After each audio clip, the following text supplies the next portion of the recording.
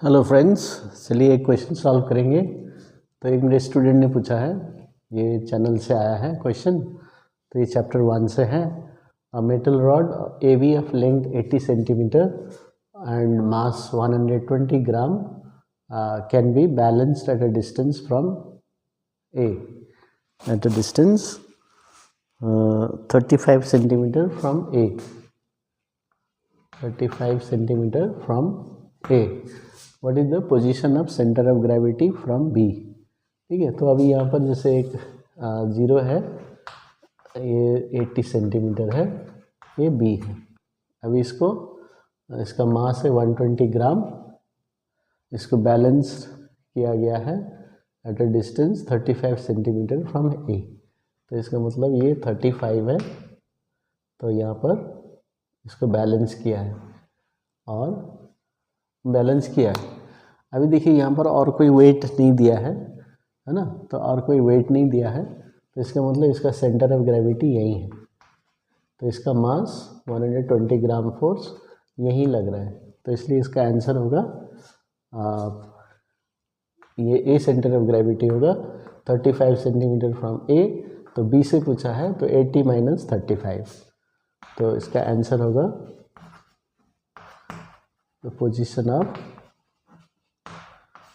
CG from B, तो 85 minus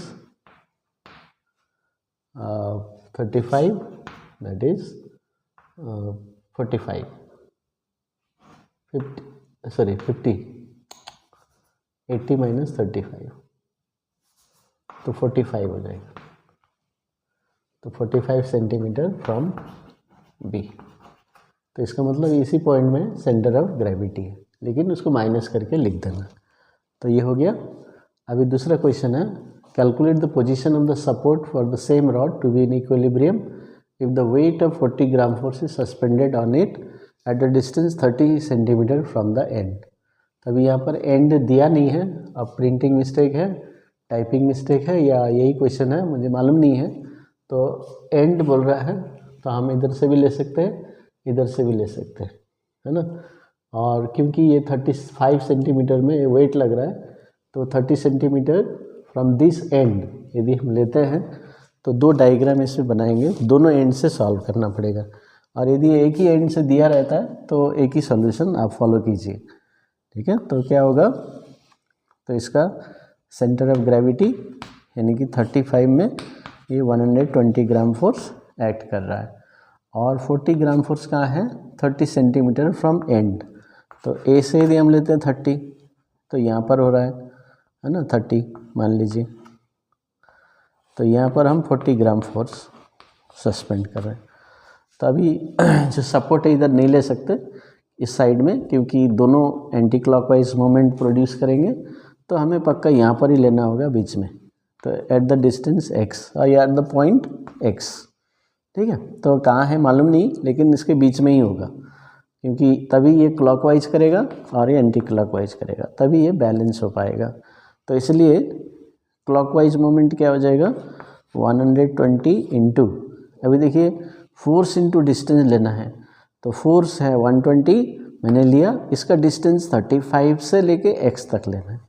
the distance of the force from the axis of rotation, so 35 minus x होगा। अभी ये जो anti clockwise moment है ये 40 ग्राम फोर्स प्रोड्यूस करेगा, तो फोर्स इंटू इसका डिस्टेंस कहाँ से, सपोर्ट से, x से। तो ये 30 में लग रहा है, ये x में लग रहा है, सो x बड़ा है, इसमें x माइनस 30 करेंगे, क्योंकि ये x इस साइड में है, इसमें 35 बड़ा है। तो बस इसको सॉल्व कर दीजिए, आपका आंसर आ जाएगा।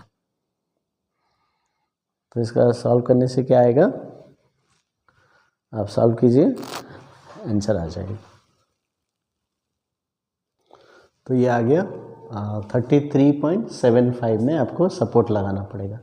अभी ये जो फ्रॉम द एंड है, तो यहाँ पर यदि इस एंड से करेंगे 0, 80, और ये हो गया 35 में ये 120 ग्राम फोर्स और 40 gram force suspended at a distance 30 centimetre from the end, यानी कि ये एंड यदि मैं लूँगा तो यहाँ से 30 इधर आ जाएगा, तो ये 50 हो जाएगा, है ना, 30 80 से इधर होगा, तो यहाँ पर आपको 40 ग्राम फोर्स है, तो इसलिए सपोर्ट इधर में कहीं लेना पड़ेगा x।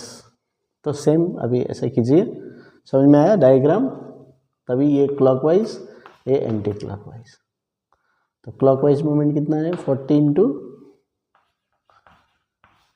ये इसका डिस्टेंस, ये 50 में लग रहा है और बैलेंस पॉइंट है सपोर्ट है x, तो 50 माइनस x, तो इसमें 50 बड़ा है क्योंकि स्केल इधर बढ़ रहा है, स्केल 0 से 80 तक है।